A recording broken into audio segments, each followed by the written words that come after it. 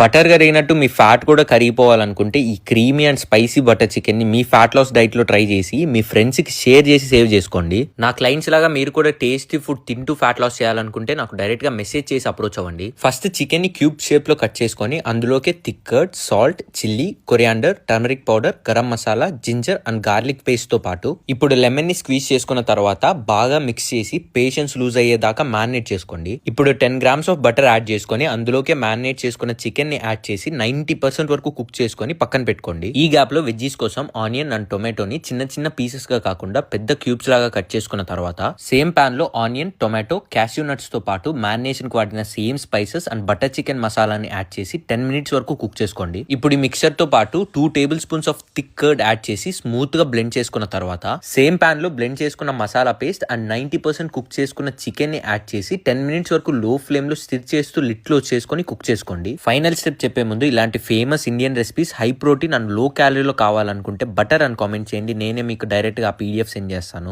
Final గా butter chicken మీద coriander and thick curd ని లైట్ గా యాడ్ చేసుకుంటే మన high protein tasty butter chicken masala ready అయినట్టే. ఇంకా